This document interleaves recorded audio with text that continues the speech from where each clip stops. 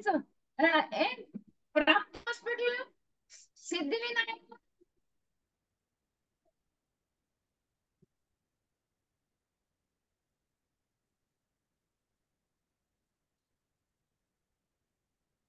Screen दिसते सगळ्यांना? हो. ओके. सो मी तुम्हाला एक क्विक क्वेश्चन्स विचारतो काही, बघू तुम्हाला माहिती आहे का. ठीक आहे. अं, आपण प्रोटीन युरिया जो आहे, एएनसी मध्ये मी सांगितलं तुम्हाला प्रोटीन युरिया बघायचा आहे आपल्याला. तो कशासाठी बघतो? युरिन अल्ब्युमिन कशासाठी बघतो आपण? काय डायग्नोस करायचं आपल्याला इथे? बीपी. बीपी. हा, बीपी पण बघतो, ठीक आहे. ब्लड प्रेशर, ब्लड प्रेशर पण हाय असतं. हे ब्लड प्रेशर हाय असलं आणि प्रोटीन युरिया पण जास्त असला तर काय आपण त्याला म्हणतो?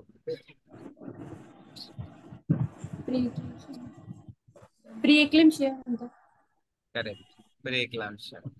सो एक्लाम्शिया, प्रेक्लाम्शिया, एक्लाम्शिया किंवा सिव्हिअर प्रेक्लाम्शिया हेच आज आपण शिकणार आहोत. ठीक आहे. तो sir Simon Patil last time जो आपण शिकलो टॉपिक तो आहे पोस्टपार्टम. तो होता पोस्टपार्टम हेमरेज आणि postpartum care and family plan. ठीक आहे. तर त्यामध्ये खूप काही शिकलो आपण. बॅलन्स मॅनेजमेंट कशी करायची, त्याच्यानंतर शॉक मॅनेजमेंट कशी करायची, आणि युटरस अटोनिक पीपीएच असेल तर काय करायचं, ब्ला ब्लाचे काय होतं. ठीक आहे. सो आजचे जे टॉपिक आहेत ते आपले आहेत प्री एक्लाम्शिया, एक्लाम्शिया आणि अँड इट्स मॅनेजमेंट. आणि एक अजून स्टँडर्ड आहे क्लिनिकल स्टँडर्ड नंबर 6, जे मी तुम्हाला ऑलरेडी नॉर्मल डिलिव्हरी कंडक्ट करताना किंवा पीव्ही एक्झामिनेशन कंडक्ट करताना काही पॉईंट्स त्यातले एक्सप्लेन केलेले आहेत ऑलरेडी. त्याला आपण रिस्पेक्टफुल मॅटर्निटी केअर म्हणतो. ठीक आहे. याच्यामध्ये प्रॉपर आपण बघूया याच्यामध्ये कंटेंट काय काय आहे. कारण की मी ते तुम्हाला वर्बलीच सांगितलं होतं. सो हा एक सेपरेट स्टँडर्ड आहे. So by end of this session तुम्हाला काय काय आलं पाहिजे. तर हायपरटेन्सिव्ह डिसऑर्डर्स कुठकुठल्या आहेत ड्युरिंग प्रेग्नन्सीज, आणि ते आयडेंटिफाय करता आल्या पाहिजेत. त्यानंतर management of hypertensive disorder during pregnancy, then respectful maternity care काय आहे ते, आणि importance of birth companion. So हे आपण वन बाय वन बघूया. त्याआधी आपण नेहमीप्रमाणे दरवेळेस प्रमाणे जसं आपण फॉक्सीचा क्वेश्चन पेपर बघून घेतो एकदा. तो क्वेश्चन पेपर बघून घेऊया, म्हणजे तुम्हाला एक्झॅक्ट आयडिया येईल की काय रेडी ठेवायला पाहिजे किंवा काय आन्सर करायचा आहे. सो सगळ्यात पहिले तर पहिला जो सबस्टँडर्ड आहे एक्लाम्शिया मध्ये, अ, तो आहे identify mother with severe PE और एक्लाम्शिया, प्री एक्लाम्शिया और एक्लाम्शिया. सो तुमच्याकडे काय काय त्याच्यामध्ये व्हेरीफाय होणार की तुमच्याकडे लिपस्टिक अवेलेबल आहे की नाही लेबर रूम मध्ये. लेबर रूम मध्ये म्हणा किंवा तुमच्या याच्यामध्ये आपला ओपीडी मध्ये. पण आता इथे आपल्याला लिपस्टिक जी आहे ती एक्लामच्या बॉक्स मध्ये पण ठेवायला सांगितलेली आहे. ठीक आहे. सो आपल्याला क्विकली प्रोटीन युरिया मॉनिटर करता येतो. सो तुम्ही त्या बॉक्स मधून जर काढून दाखवली तर इथे तुमचा हा मार्क तुम्हाला मिळून जातो. त्यानंतर रेकॉर्ड बीपी ऍट ऍडमिशन. तुम्ही कुठल्या पण केस शीटवर, ज्या पण तुमच्या रेग्युलर केस शीट आहे त्याच्यावर तुमचं बीपी ची नोंद पाहिजे. ठीक आहे. ऍट ऍडमिशन जेव्हा पण तुम्ही लेबर पेन मध्ये पेशंट येते तेव्हा तिचा बीपी घेतलेला असतोच तुम्ही, पण बऱ्याचदा तुम्ही लिहत नाही. ठीक आहे. सो ते तुमचं लिहिलेलं पाहिजे. त्याच्यानंतर कन्व्हल्जन्स म्हणजे आकडी यायला लागली, ठीक आहे, चक्कर यायला लागली, आकडी यायला लागली, तर ते पण तुम्हाला ओळखता आलं पाहिजे की हे कन्व्हल्जन्स येत आहेत म्हणजे एक्लाम्शिया आहे. ठीक आहे. So identify danger signs or presence of convulsions. त्याच्यानंतर तुम्हाला काय माहिती पाहिजे की मॅग्नेशियम सल्फेटचा डोस कसा द्यायचा तो माहिती पाहिजे. ठीक आहे. त्याच्यानंतर मॅग्नेशियम सल्फेटचे डोस द्यायचा, त्यासोबत 20 मॅग्नेशियम सल्फेटचे अवेलेबल पाहिजे तुमच्याकडे. त्याच्यानंतर त्याच्यानंतर तुमच्याकडे अँटी हायपरटेन्सिव्ह अवेलेबल पाहिजे आणि अँटी हायपरटेन्सिव्हचं प्रिस्क्रिप्शन फॅसिलिटेट केलं पाहिजे बीपी कंट्रोल करण्यासाठी.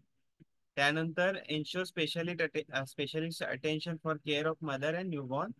म्हणजे स्पेशलिस्ट अटेन्शन म्हणजे काय की मदर्सची केअर घेण्यासाठी त्यांना एकदा बघण्यासाठी तुमचे ऑब्स्टिट्यूशन अवेलेबल पाहिजेत आणि न्यूबॉर्नची केअरसाठी पेडियाट्रिशियन पाहिजे. सो स्पेशलिस्ट केअर तुम्ही ती एन्श्योर केली पाहिजे, तुमचं हॉस्पिटलने एन्श्योर केली पाहिजे. त्यानंतर तुमची जी बेसिक नर्सिंग केअर आहे ती परफॉर्म करायची. ठीक आहे. सो आता हायपरटेन्सिव्ह डिसऑर्डर्स ऑफ प्रेग्नन्सी. तर तुम्ही म्हटलात की प्रोटीन युरिया आहे आणि ब्लड प्रेशर आहे, तर प्रीक्लाम्शिया म्हणू आपण. ठीक आहे. तर याच्यामध्ये दोन टाईप आहेत, एक आहे माइल्ड प्रीक्लाम्शिया आणि एक आहे सिव्हिअर प्रीक्लाम्शिया. तर ते कसं ओळखायचं आपण, कोणी सांगू शकेल मला? मगाशी कोणी एकशे 140 ते 160 पर्यंत असेल सिस्टोलिक तर ते प्री एक्लेम्शिया माइल्ड, आणि प्रोटीन युरिया नसेल तर, आणि जर प्रोटीन युरिया पण असेल आणि बीपी जर 90 आणि 1110 आणि 160च्या अबो असेल तर severe preeclampsia. Okay okay, very good. But एक पॉइंट याच्यामध्ये लक्षात घ्या की प्रोटीन युरिया ऍबसेंट असेल असं नाहीये इथे. प्रोटीन युरिया असतो पण तो 1+ किंवा 2+ असतो. ठीक आहे. 2+ पेक्षा जास्त असेल तर त्याला सिव्हिअर म्हणतो आपण. ठीक आहे. आयदर 2+ पेक्षा जास्त किंवा 160/10/100 किंवा 110च्या अबोव. आणि आयदर यु नो माइल्ड मध्ये हे आहे की आयदर ऍबसेंट पण असू शकतो, असं काही नाही, पण +1 +2 पर्यंत पण असू शकतो. ठीक आहे.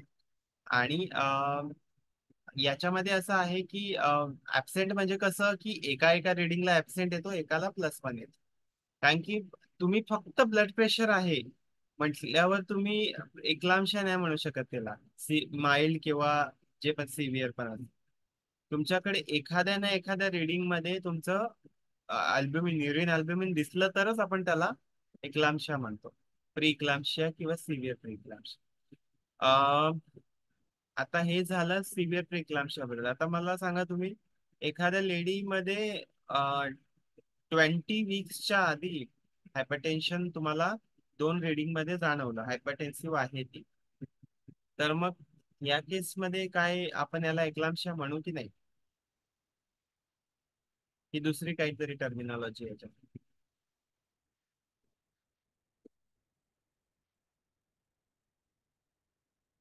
बरं ठीक आहे. एक क्रॉनिक हायपरटेन्शन म्हणून म्हणून कॉन्सेप्ट आहे. क्रॉनिक हायपरटेन्शन म्हणजे काय, तुमच्या आमच्या सारख्यांना ज्यांना हायपरटेन्शन असतो, आपण लोक आहेत नॉर्मल पीपल, त्यांना हायपरटेन्शन असतो त्याला आपण हायपरटेन्शन म्हणतो.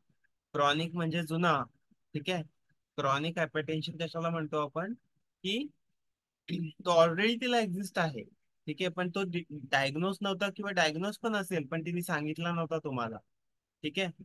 तर त्याला आपण क्रॉनिक हायपरटेन्शन म्हणतो. आणि हा युजली 20 वीक्सच्या आधी डिटेक्ट होतो. 20 weeks of pregnancy, before 20 weeks of pregnancy जो हायपरटेन्शन असतो तो क्रॉनिक हायपरटेन्शन असू शकतो. तो प्रेग्नन्सी इंड्युस्ड हायपरटेन्शन नाहीये, प्रेग्नन्सीमुळे झालेला हायपरटेन्शन नाहीये तो. ठीक आहे. हा, त्यासोबत 20 वीक्स नंतर प्रोटीन युरिया पण दिसलं तुम्हाला तर येस, शी इज प्रीक्लाम्प. ठीक आहे, विथ क्रॉनिक हायपरटेन्शन. बट जर तिला फक्त हायपरटेन्शन आहे तर तिला प्रेक्लाम्शिया नाही म्हणू शकत आपण, तो क्रॉनिक हायपरटेन्शन आहे आणि त्याचं ट्रीटमेंट तुम्हाला थ्रू प्रेग्नन्सी पण चालू ठेवावी लागते according to gestational age. Doctors त्यांना मेडिसिन प्रिस्क्राईब करतात अँटी हायपरटेन्सिव्ह. ठीक आहे. सो हा फरक लक्षात घ्या. आता फक्त एक बेसिक आपण हे बघूया की एक्लाम्शियामुळे किती डेथ्स होतात ग्लोबली आणि इंडियामध्ये. सो अराउंड 14% डेथ हायपरटेन्सिव्ह डिसऑर्डरमुळे होतात. आता तुमच्याकडे मे बी कधी एक्लाम्शियाची पेशंट एखादी गेली नसेल किंवा गेली पण असेल इन पास्ट, पण ओव्हरऑल ग्लोबली आणि इंडियामध्ये 14% डेथ्स होतात, मॅटर्नल डेथ्स हायपरटेन्सिव्ह डिसऑर्डरमुळे, आणि त्या आपल्याला कमी करायच्या. सो याच्यामध्ये काय इम्पॉर्टंट रोल प्ले जे जे करतं ते म्हणजे MGSO4 मॅजिक म्हणजे क्रिएट करता येते. MGSO4 जसं तुम्ही देता तसं तेच प्रिव्हेंट होतात. ठीक आहे. सो सो तुम्हाला MGSO4चं इम्पॉर्टन्स कळलं पाहिजे. ठीक आहे. सो हा आता हा चार्ट बघा, ह्याच्यावर सगळं दिलेलं आहे. ह्याच्यावर जसं मगाशी सिस्टरने पण सांगितलं की हायपरटेन्शन कशाला म्हणतो आपण, की 140/90च्या वरती टू कॉन्सिक्युटिव्ह रिडिंग आल्या 4 तासाच्या गॅपने, तर त्याला हायपरटेन्शन म्हणतो आपण. आता क्रॉनिक हायपरटेन्शन कशाला म्हणतो प्रेग्नन्सी मध्ये आपण, की hypertension hypertension before 20 week of pregnancy, 20 वीकच्या आधी जो हायपरटेन्शन असतो त्याला क्रॉनिक म्हणतो आपण, म्हणजे तो आधीचा असतो आजार. त्याला पण आपण मेडिसिन सुरू करतो, पण ते फक्त हायपरटेन्शनच्या मेडिसिन असतात. त्याला आपल्याला याची काळजी करायची गरज नाही. PIH कशाला म्हणतो आपण, 20 वीकच्या नंतर जो हायपरटेन्शन डेव्हलप होतो without any history of raising BP before 20 weeks. ठीक आहे. सो PIH 20 वीक नंतर डेव्हलप होतो. आणि आपण प्री क्लॅम्पशिया कशाला म्हणतो, तर 140/90 किंवा 140/110च्या खाली BP, याच्यामध्ये BP आणि प्रोटीन ट्रेस मध्ये असतो 1+ किंवा 2+. ठीक आहे. त्याच्यानंतर सिव्हिअर मध्ये काय असतं, 160/110च्या वरती विथ प्रोटीन आणि 3+ किंवा 4+ असते याच्या. ठीक आहे. सिस्टरने जसं मगाशी सांगितलं की प्री क्लॅम्पशिया मध्ये ऍबसेंट असतं, तर ऍबसेंट नसतं, +1 किंवा +2 असू शकतं. आणि एकलामशिया कशाला म्हणतो, की एकलामशिया जे कुठल्या पण स्टेजमध्ये असेल, ती सिव्हिअर प्रीक्लाम्शिया मध्ये असेल किंवा मग प्रीक्लाम्शिया माइल्ड प्रीक्लाम्शिया मध्ये असेल, त्यामध्ये तिला कन्व्हर्जन द्यायला लागलं की त्याला आपण प्रीक्लाम्शिया म्हणायला लागलो. ठीक आहे. मग ते कुठल्याही स्टेज मध्ये असो, प्री असो, माइल्ड असो किंवा सिव्हिअर असो.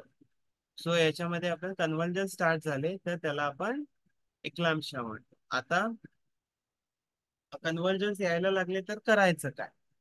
सो याच्यामध्ये बेसिक आपल्याला की 5 गोष्टी लक्षात ठेवायच्या आहेत, की फ्लूइड बॅलन्स मेंटेन करायचा आहे, अँटी हायपरटेन्सिव्ह द्यायचं आहे, मॅग्नेशियम सल्फेट द्यायचं आहे, नर्सिंग केअर द्यायची, आणि प्रेग्नन्सी टर्मिनेट कधी करायची हे आपल्याला माहिती पाहिजे. आता प्रेग्नन्सी टर्मिनेट कधी करायची हे पण मी तुम्हाला या PPT मध्ये पुढे सांगेन. ठीक आहे. आता सगळ्यात पहिले आपल्याला काय करायचं आहे, आपण पहिले बघून घ्या की हायपरटेन्सिव्हचा रोल काय आहे आणि MGSO4चा रोल काय आहे, आणि मग प्रॉपर मॅनेजमेंट बघूया. ठीक आहे. सो सगळ्यात पहिले अँटी हायपरटेन्सिव्ह तुम्ही ऍज पर युअर चॉईस तुम्ही किंवा डॉक्टरच्या चॉईस तुम्ही यूज करू शकता. ठीक आहे. सो याच्यामध्ये हे आहे की अँटी हायपरटेन्सिव्ह तेव्हाच तुम्ही प्रिस्क्राईब करा PIH केसेसमध्ये, जेव्हा खालचा BP डायस्टोलिक BP जो आहे तो 100 mmHg वरती जातो. सो याच्यामध्ये रेकमेंडेड काय काय आहे, अल्फा मिथाइल डोपा किंवा टॅबलेट लॅबेटॉलॉल यूज करा. ठीक आहे. आणि त्यासोबत तुम्ही इंजेक्शन लॅबेटॉलॉल सुद्धा यूज करू शकता कुठल्या केसेसमध्ये, जर सिव्हिअर प्रीक्लाम्शिया असेल. ठीक आहे. सो त्याच्यामध्ये निफिडिपिन किंवा मग इंजेक्शन लॅबेटॉलॉल पण यूज करू शकता. सो तुमच्याकडे तुमच्या किट मध्ये हे सगळं पाहिजे, टॅबलेट पण पाहिजे आणि इंजेक्शन पण पाहिजे, नेफिडिपिन टॅबलेट पण पाहिजे. ठीक आहे. सो हे सगळं ठेवा अकॉर्डिंगली. पण देन अगेन तुम्हाला पण याच्या याच्या व्यतिरिक्त अजून काय तुम्ही यूज करत असाल आणि इफेक्टिव्ह असेल तर तुम्ही तेही अँटी हायपरटेन्सिव्ह यूज करू शकता. ठीक आहे. तुमच्या डॉक्टरने जर त्याच्यामध्ये काय असं हार्ड अँड फास्ट नाही की हेच पाहिजे आणि तेच पाहिजे, पण लॅबेटोलॉल ठेवून द्याय. ठीक आहे. त्याच्यानंतर मॅग्नेशियम सल्फेटचं काय आहे, की मॅग्नेशियम BP तर कंट्रोल केला आपण हायपरटेन्सिव्हनी.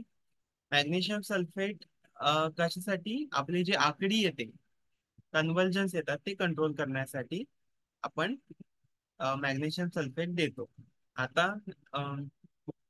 याच्यामध्ये प्री इक्लाम्शिया कुठकुठल्या केसेसमध्ये आपल्याला द्यायचं आहे ते, की आयदर तुम्ही आकडी यायला लागल्यानंतर द्या किंवा मग प्री प्री इक्लाम्शियाची केस आहे विथ हे सिमटम्स, हेडॅक असेल, ब्लरिंग ऑफ विजन असेल, इपिगॅस्ट्रिक पेन असेल, ऑलिगोएरिया असेल, ॲबनॉर्मल एडिमा ओव्हर फेस असेल, हँड्स किंवा मग वर असेल किंवा वल्वावर असेल, सुजन जर असेल फेसवर, हँड्सवर आणि वर किंवा वल्वावर, त्यावेळेस पण तुम्ही मॅग्नेशियम सल्फेटचा डोस स्टार्ट करू शकता.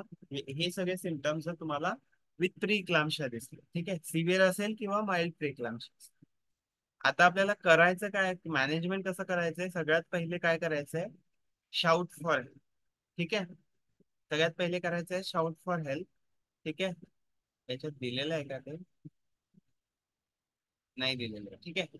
सो मी पहिल्यापासून तुम्हाला सांगतो की काय करायचं काय आपल्याला. सगळ्यात पहिले आपल्याला काय करायचंय की तुम्हाला जसं पेशंट कन्व्हल्स करताना दिसेल आणि तुम्हाला माहिती आहे प्रोटीन आणि बीपी होता, मध्ये होती ती आणि आता मध्ये आलेली आहे. तसंच आपल्याला शाउट फॉर हेल्प करायचंय, ओरडायचंय की 4-5 जण या रे प्रेक्लाम्शिया झालं, या प्रेक्लाम्शिया झालं, जे पण काय असेल ते तुम्ही कोड मध्ये बोलले तरी चालेल. सो एकलामशा झाला, ठीक आहे, एकलामशा आकडी यायला लागली पेशंट. सो 4-5 जण आल्यानंतर काय करायचं, सगळ्यात पहिले आपल्याला एबीसी अप्रोच फॉलो करायचा आहे. आपल्याला एबीसीच्या आधी पण आपल्याला काय करायचंय, पेशंटला जोपर्यंत ती कन्व्हल्स करते तोपर्यंत हात नाही लावायचा. कारण की जोपर्यंत ती कन्व्हल्स करते तोपर्यंत तुम्ही काहीच नाही करू शकणार, ना माउथ गॅग टाकू शकणार ना काहीच टाकू शकणार. तुम्हाला काय करायचं, ते त्या टाइम मध्ये फक्त रेलिंग ज्या आहेत बेडच्या त्या उचलायच्या आहेत, कारण की ती बेडच्या खाली पडली नाही पाहिजे. आणि तुमची जर लाईट खूप जास्त ब्राईट असेल तर ती थोडीशी सौम्य करायची, ती थोडी लाईट सौम्य केल्यावर तिची आकडी नॉर्मल व्हायला मदत होते ती. ठीक आहे, जास्त ब्राईट लाईट डोळ्यावर नको. सो हे झाल्यानंतर तिची आकडी जेव्हा थांबते तेव्हा करायचं काय, आकडी झाल्यानंतर तिला हेड लेफ्ट लॅटरल पोझिशन द्यायची. लेफ्ट लॅटरल म्हणजे कशी आपण असं कुशीवर झोपतो, एका कुशीवर झोपतो तसं. आणि तिचा हेड लो पोझिशन तिला द्यायची आहे.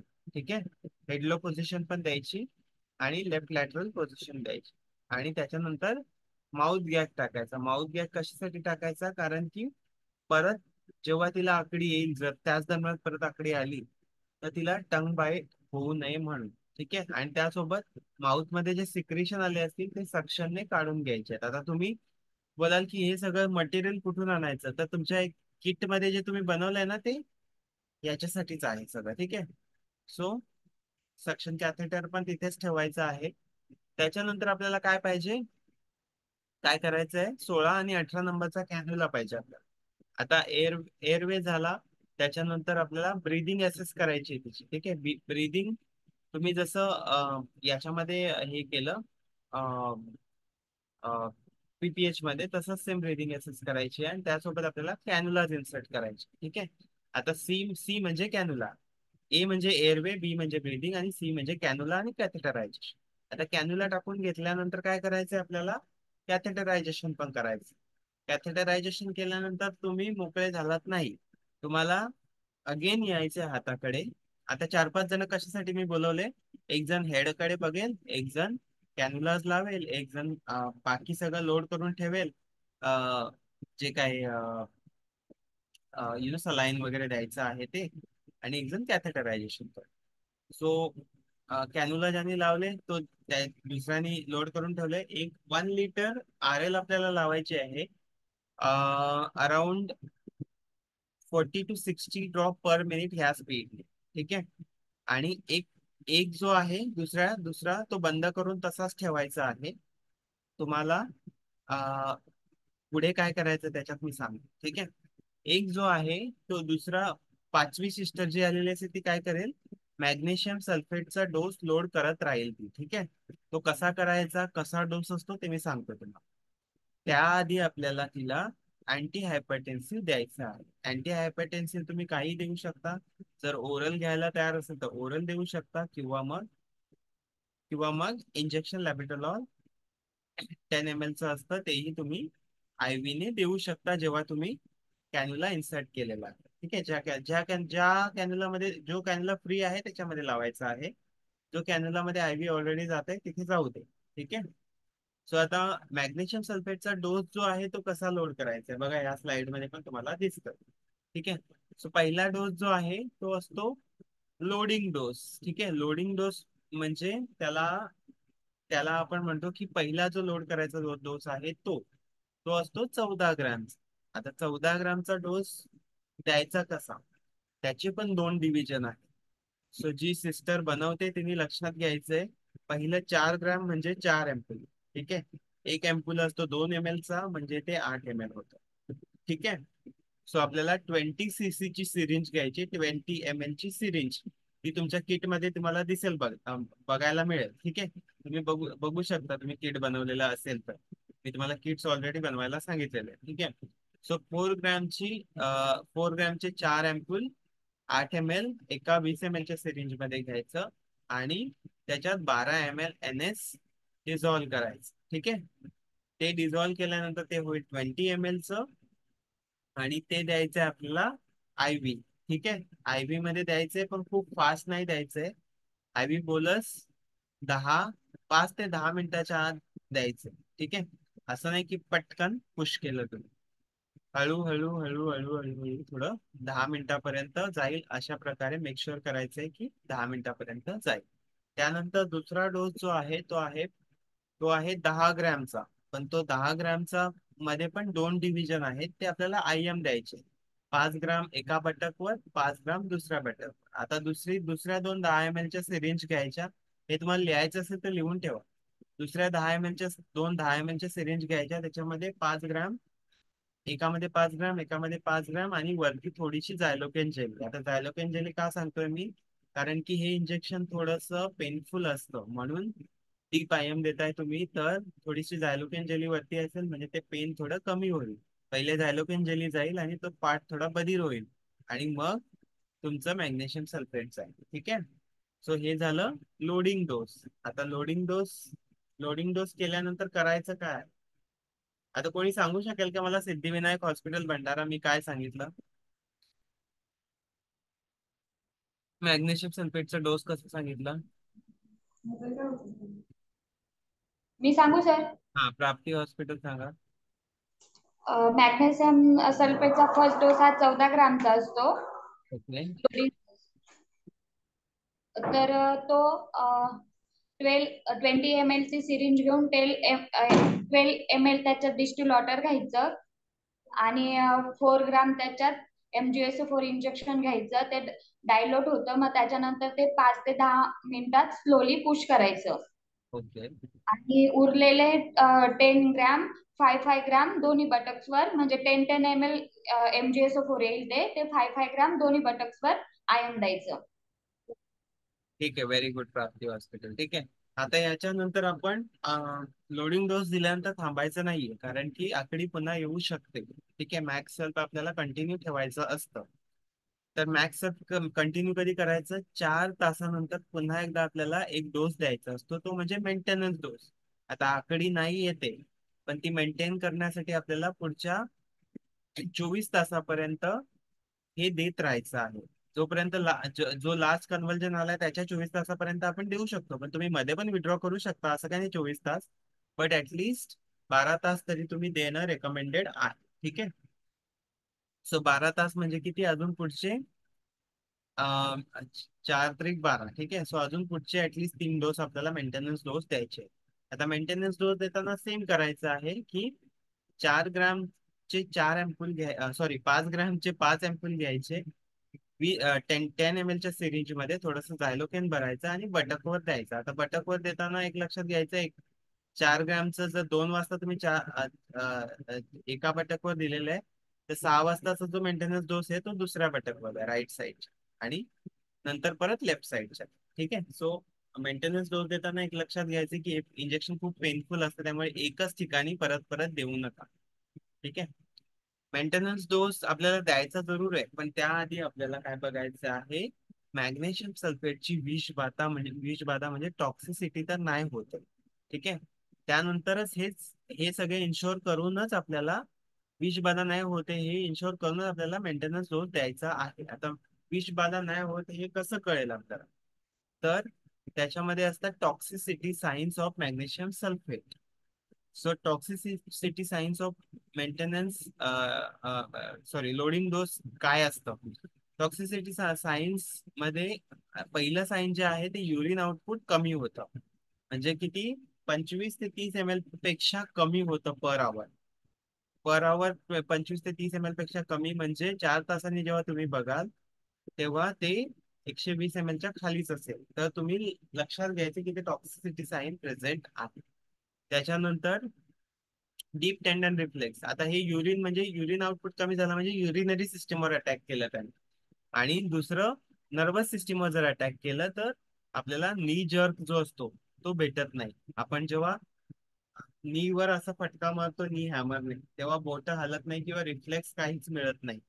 ठीक आहे. सो तुमचा तुम्ही समजून जायचं की नर्वस सिस्टीमवर त्याने अटॅक केलेला आहे. आणि तिसरा टॉक्सिसिटी साईन म्हणजे रेस्पिरेटरी रेट कमी जातो. 16 ते 20 नॉर्मल असतो पण 16 पेक्षा कमी गेला म्हणजे रेस्पिरेटरी सिस्टमवर त्यांनी अटॅक केलेला आहे मॅक्सल. ठीक आहे. सो याच्यापैकी सिमटम्स जर तुम्हाला दिसले तर तुम्ही मॅक्सल विड्रॉ करायचंय. मॅग्नेशियम सल्फेटचा मेंटेनन्स डोस नाही द्यायचा आहे. ठीक आहे. आता मॅग्नेशियम सल्फेटचा मेंटेनन्स डोस नाही द्यायचा तर मग करायचं काय. तर तुम्हाला तुम्हाला जेव्हा युरिन आउटपुट किंवा डीप टेंडन रिफ्लेक्स याच्यापैकी एक साईन दिसेल तर तुम्हाला थोडा वेळ थांबायचं आहे. आणि तुम्ही जेव्हा त्याच्यापैकी दोन्हीपैकी म्हणजे माइल्ड मध्ये असतील दोन्ही पण तरी पण तुम्ही थांबायचंय. फक्त तुम्हाला काही द्यायचं नाहीये. तुम्ही 1-2 तास थांबले त्यानंतर पुन्हा रिफ्लेक्स यायला लागला आणि युरिन आउटपुट पण वाढलं तर तुम्ही परत मॅग्नेशियम सल्फेटचा मेंटेनन्स डोस देऊ शकता. ठीक आहे. पण जर रेस्पिरेटरी सिस्टम इन्व्हॉल्व असेल किंवा मग तिन्ही सिमटम्स तुम्हाला दिसत असतील, तिन्ही सायन्स दिसत असतील तर तुम्हाला अँटीडोट करायचं आहे. ते म्हणजे कॅल्शियम ग्लुकोनेट देऊन. कॅल्शियम ग्लुकोनेट कसं द्यायचं, अगेन कॅन्युला मधूनच द्यायचं. 10 ml चं असतं. तुम्ही परत लिस्ट मध्ये पण बघाल किंवा तुमच्या किट मध्ये पण बघाल तर कॅल्शियम ग्लुकोनेट म्हणून एक इंजेक्शन प्रेझेंट आहे. तो लोड करायचा आणि तो देऊन टाकायचा. ठीक आहे. त्याच्याने काय होईल की मॅग्नेशियम सल्फेट जेवढं बॉडीमध्ये डिपॉझिट झालेलं आहे ते कमी होऊन जाईल कॅल्शियम ग्लुकोनेट. ठीक आहे. सो डीप टेंडन रिफ्लेक्स कसा घ्यायचा त्याचा व्हिडिओ एक आहे बघा. हा कसा घेतो डीप टेंडन रिफ्लेक्स. नी hammer. In order to test for the patellar reflex, you need to have your partner sit on a bench with their knees slightly draped over the bench so that their leg moves freely. The other thing that you need to do is to locate the patellar tendon. To locate the patellar tendon, you need to look directly below the patella, which is the kneecap. It's a large tendon, it's fleshy, you feel it right below. You're going to have to feel your partner's leg. Hopefully they're comfortable with that.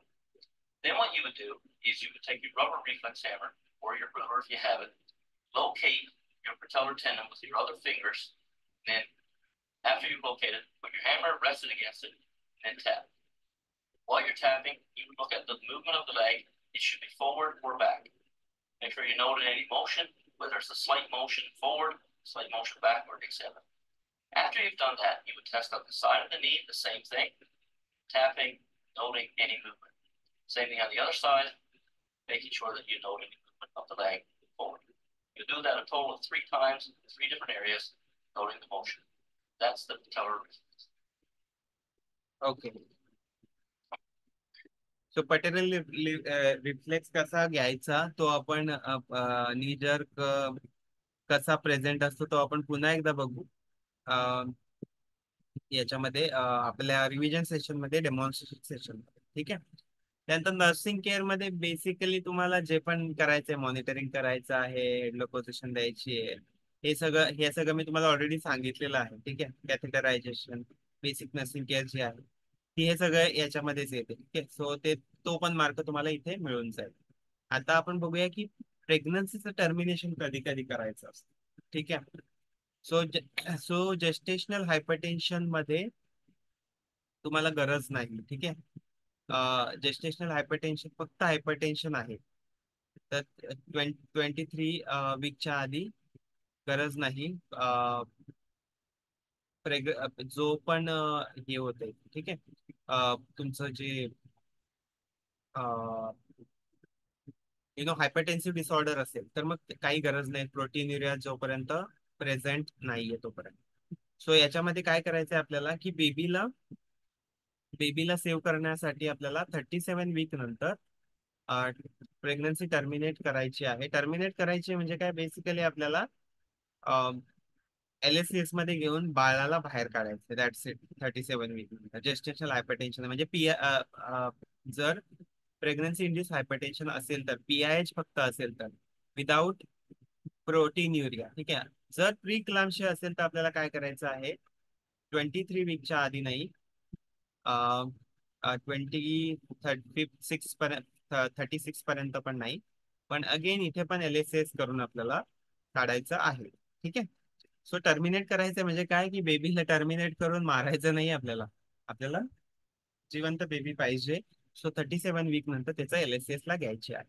Severe प्रीक्लाम्शिया असेल तर आपल्याला 23 वीकच्या आधी पण baby terminate करावा लागतो. ठीक आहे.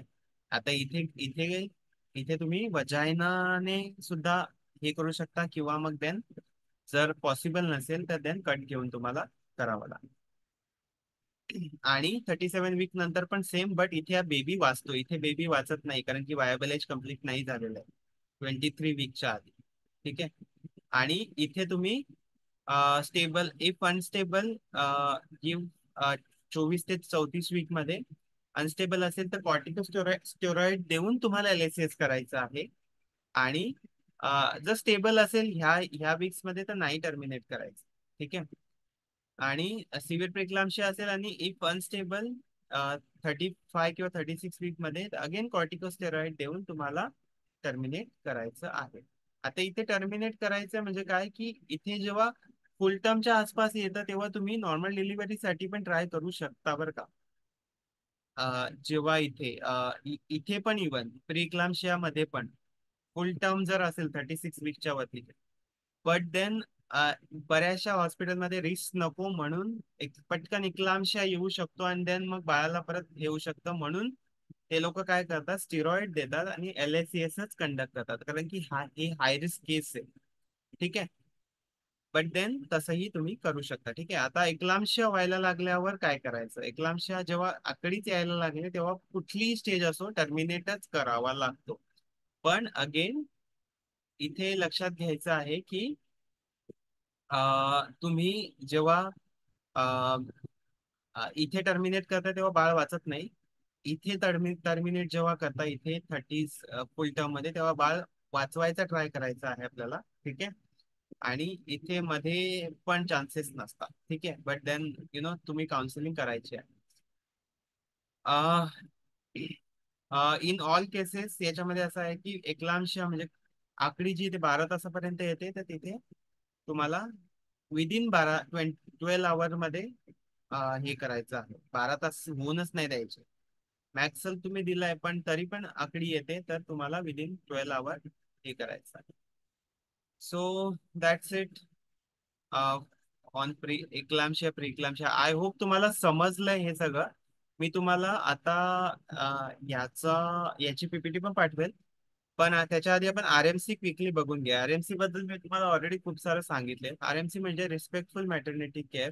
Respectful maternity care मध्ये तुमचा क्वेश्चन पेपर असा काहीसा दिसेल की बर्थ कंपॅनियन जो आहे तुम्ही अलाउ करताय तुमच्या लेबर रूम मध्ये, जेव्हा डिलिव्हरी कंडक्ट करत असता तुम्ही, तुमच्याकडे सेपरेट करण्यासाठी कर्टन्स आहेत.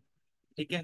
त्याच्यानंतर प्रायव्हसी मेंटेन करताय तुम्ही, पेशंटशी कॉर्डियली बोलताय, तिची वर्बल कन्सेंट घेताय आणि क्लिनिकल इन्फॉर्मेशनची कॉन्फिडेन्शियालिटी मेंटेन करताय. त्यानंतर डेंजर सायन्स मदरला आणि बर्थ कंपॅनियनला समजावून सांगतायत. म्हणजे डेंजर सायन्स म्हणजे काय, तेच की जास्त अतिस्राव व्हायला लागला, आकडी यायला लागली, चक्कर चक्कर यायला लागली, किंवा मग अंग जास्त गरम झालं वगैरे वगैरे, या गोष्टी जर जाणवल्या तर लगेच आम्हाला इन्फॉर्म करा. हे डेंजर सायन्स त्यांना समजून सांगायचं. आता RMC जेव्हा तुम्ही देता, रिस्पेक्टफुल अँड सपोर्टिव्ह केअर म्हणजे काय, की रिस्पेक्टनी बोलता, किंवा मग तिला होमली एन्व्हायरमेंट देता आणि तिला जज करत नाही, किंवा ती कुठल्या प्रकारे बायसनेस करत नाही, पार्शालिटी नाही करत, तर ह्या केसमध्ये काय काय फायदे होऊ शकतात हे इथे दिलेले आहेत. सो या केसमध्ये जेव्हा तिला होमली एन्व्हायरमेंट भेटतं तेव्हा काय होतं की अनेस्थेशिया किंवा अनाल्जेसिक द्यायची गरज 21% ने कमी होते. प्रोलॉंग लेबर ची रिस्क जी आहे ती 95% ने कमी होते. एपिझोटॉमी 44% केसेसना कमी द्यावं लागतं. ठीक आहे. त्याच्यानंतर सिझेरियन सेक्शन 20% ने रिडक्शन होतं. त्यानंतर हॉस्पिटल स्टे 39% ने रिड्यूस होतो. न्यूबॉर्नला न्यूबॉर्न युनिटकडे ट्रान्सफर करायची 13% ने 13% ने चान्सेस कमी होतात. न्यूबॉर्न सेप्सिस 55% ने कमी होतो. त्यानंतर अँक्झायटी, पोस्ट नेटल डिप्रेशन, ह्या ज्या गोष्टी आहेत त्या 20% रिड्यूस होतात. आणि नाही सॉरी, पोस्ट नेटल डिप्रेशन 97% कमी होतं. आणि टेन्शन एन्झायटी ड्युरिंग लेबरच्या दरम्यान जी टेन्शन एन्झायटी असू शकते ती 20% रिड्यूस होते. ठीक आहे. सो याच्यामध्ये काय काय आहे की इमोशनल सपोर्ट द्यायचा आहे आपल्याला, त्यानंतर बर्थ कंपॅनियन अलाउ करायचा. ठीक आहे. या दोन गोष्टी पण तुम्ही जर परफॉर्म केल्या तर हे आहे. याच्या व्यतिरिक्त एक हे सायंटिफिक रिझन हे आहे की जेव्हा तुम्ही होमली एन्व्हायरमेंट देता किंवा तुम्ही कॉर्डियली तिला ट्रीटमेंट करता, तेव्हा तिला तिच्या बॉडीमध्ये आपोआप ऑक्सिटोसिन जास्त प्रमाणात रिलीज व्हायला लागतं. सो हे ऑक्सिटोसिन रिलीज झाल्यानंतर तुम्हाला माहिती आहे काय फायदे आहेत. आपल्याला एक्सटर्नली पिटोसिन द्यावं नाही लागत आणि तुम्हाला डिलिव्हरी फॅसिलिटेट करण्यासाठी खूप हेल्प होते. म्हणून आपल्याला आरएमसी कंडक्ट करायचं आहे. ठीक आहे. सो आरएमसी मध्ये करायचं काय आहे बेसिकली ते बघूया आपण. आरएमसी मध्ये आपल्याला करायचंय डिग्निफाईड केअर करायचंय. डिग्निफाईड केअर म्हणजे काय की डिग्निटी मेंटेन करायची, त्यांचा सन्मान मेंटेन करायचा आहे. ठीक आहे. जे पण काय आहे. त्यानंतर कन्सेंटेड केअर द्यायची आपल्याला. कन्सेंटेड केअर म्हणजे काय की वर्बल कन्सेंट प्रत्येक वेळेस घ्यायची. जसं मी पीबी एक्झामिनेशनच्या वेळेस बोललो होतो की तिला पहिले समजून सांगायचे की तुम्ही काय करणार आहेत आणि आपण काय काय बघणार आहेत, आणि पीबी झाल्यानंतर पण काय काय आहे ते पण तिला सांगायचं. ठीक आहे. त्यानंतर प्रायव्हसी कॉन्फिडेन्शियालिटी मेंटेन करायची आहे. कॉन्फिडेन्शियालिटी म्हणजे काय की गुप्तता ठेवायची. तिला ट्विन आहे ते सांगत नाही फिरायचं, ट्विन प्रेग्नन्सी आहे. तिला जे पण काय असेल, तिला छोटं मोठं एचबी कमी असेल, काय कमी असेल, सगळी कॉन्फिडेन्शियालिटी कमी आपल्याला मेंटेन करायची. प्रायव्हसी मेंटेन करायची म्हणजे काय की प्रत्येक वेळेस कर्टन लावायचे, तिचे प्रायव्हेट पार्ट एक्सपोज तर नाही होते हे बघायचे, तिचा डोर उघडा तर नाहीये डिलिव्हरीच्या वेळेस, पीबी एक्झामिनेशनच्या वेळेस हे बघायचं, कोणी मेल तर बघत नाही, तिला अनकम्फर्टेबल फील होत नाहीये वगैरे वगैरे वगैरे. ठीक आहे. Privacy and confidentiality maintain. Inform consent जी आहे ती आपण रिटर्न कन्सेंट जी घेतो ती असते. ठीक आहे. व्हर्बल कन्सेंट आहेच त्यासोबत रिटर्न कन्सेंट जिथं घ्यायची डिलिव्हरीच्या वेळेस ती पण घ्यायची आहे. त्यानंतर तुम्हाला तिला शिवीगाळ नाही करायचंय, मारायचं नाही. No physical, no verbal abuse. जोर दे जोर दे जोर दे, कळत नाही का तुला, जोर दे, हे असं नाही करायचं. ठीक आहे. फंडल प्रेशर पण नाही लावायचा, काहीच नाही करायचं. तिला फक्त नॉर्मली सांगायचं की तुम्ही जशी कळेल तशी प्रेशर द्या. ठीक आहे. बिलकुल टेन्शन घेऊ नका, व्यवस्थित होईल वगैरे वगैरे अशा टोन मध्ये तिच्याशी बोलायचं. ठीक आहे.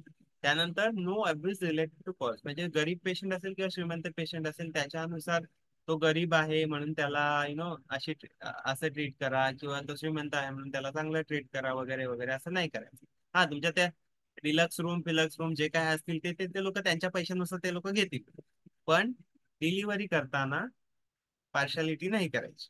ठीक आहे.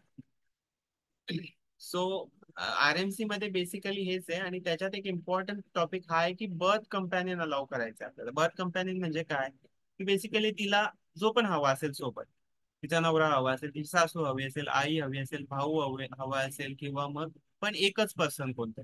ठीक आहे. जो पण तिला कम्फर्टेबल वाटेल तिला विचारून घ्यायचं की कोणाला बोलवायचं, आणि एकाला कोणातरी बोलवून घ्यायचं. कारण की तिला आपण अनोळखी असतो. आपण कितीही तुम्ही ताई ग बाई ग केलं तरी पण आपण अनोळखी असतो. आपण 3 दिवसासाठी भेटतोय तिला, पण तिच्या जन्मापासून जे सोबत आहेत किंवा खूप दिवसापासून जे सोबत आहेत त्यांच्यासोबत तिला जास्त कम्फर्टेबल वाटतं. म्हणून तिला त्यांना बोलवून घ्यायचं. मोस्टली ते लेडीजला बोलवून घेतात, आईला किंवा बहिणीला किंवा मग नंदेला.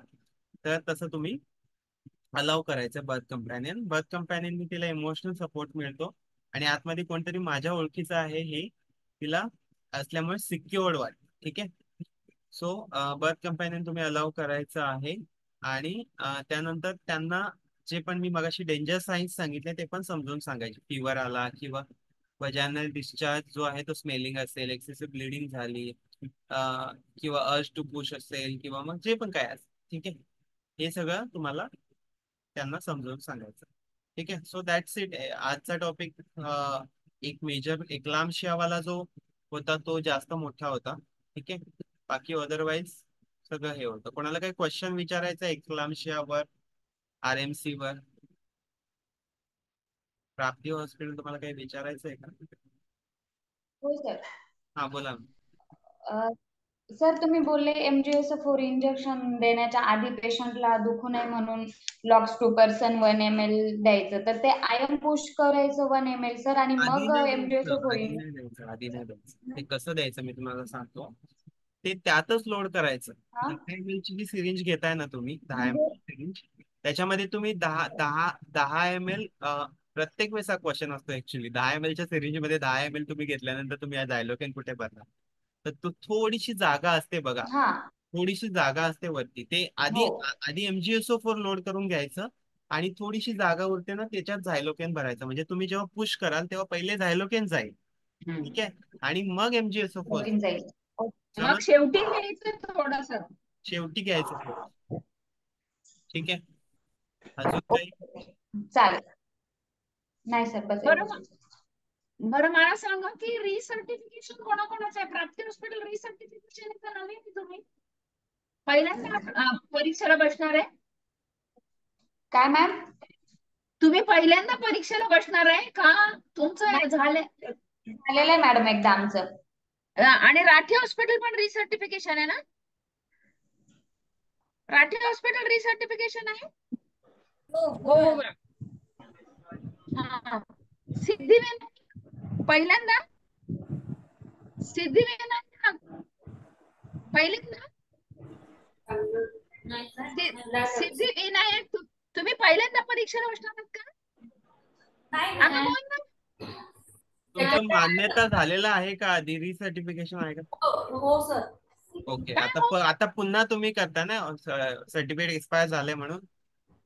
हो सर. ओके. काय हो कसले हो नाही कळलं हो काय पहिल्यांदा करताय का नवीन आहे?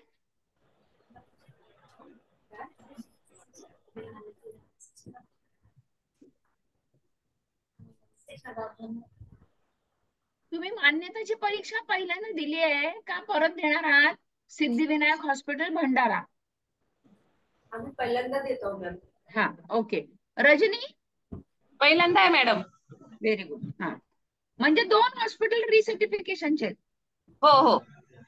आम्ही पहिल्यांदाच ऍप्लिकेशन केलेले, हे पहिलाच टाइम आहे. Very good. ठीक आहे. बरं मला सांग सिद्धिविनायक हॉस्पिटल, सिद्धिविनायक हॉस्पिटल तुम्हाला समजा जर आता आम्ही परीक्षा घेतली तर उत्तर देता येतील का रजनी आणि सिद्धिविनायक? हो मॅम. हो ma'am. Very good. Very good. नाही ठीक आहे काही नाही घेणार नाही परीक्षा आपलं विचारलं मी. समजतंय ना थँक्यू. तुम्हाला? हो हो समजतंय. समजतंय ना? ओके. हो. बरं आता मला तुम्हाला एक रिक्वेस्ट करायची आहे. सोमवारी तुमचं रिव्हिजन असेल याचं. ओके. बर. तर आमची परीक्षा आहे दुसऱ्या बॅचची, तर आम्ही त्या दिवशी सकाळी 9 ते संध्याकाळी 7 पर्यंत बिझी आहोत. तर मी हो तुम्हाला रिक्वेस्ट करते की सगळ्यांनी वेळेवर या प्लीज. चालेल ना मॅडम.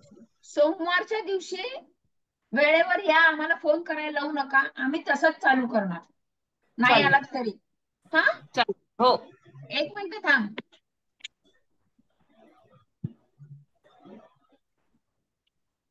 मॅडम हे बघ, टायमिंग किती सांगितलं सोमवारचा? नाही टायमिंग सेम आहे. टायमिंग बदलणार नाही पण आम्ही थांबणार नाही फार 1:30 वाजेपर्यंत वगैरे. हे बघा आम्हाला इतके हॉस्पिटल आहेत. ओके ओके मॅम चालेल. आम्हाला ह्यांची परीक्षा घ्यायची आहे. हो हो ओके मॅडम चालेल. ओके त्यामुळे प्लीज चालेल. प्लीज प्लीज वेळेवर या. Okay okay. थँक्यू. सो मी याची रेकॉर्डिंग आणि हे पाठवतो संध्याकाळपर्यंत PPT. ठीक आहे, चलो थँक्यू. म्हणजे सर आपल्याला सोमवारी फार वाट नाही बघता येणार कोणाची. थँक्यू. हो थँक्यू. हो हो कळलं मला. सोमवारी आपण वेळेवर स्टार्ट करणार. ठीक आहे, चलो बाय. ओके करू बंद? हो सर. हो थँक्यू. बाय. बाय. ऐका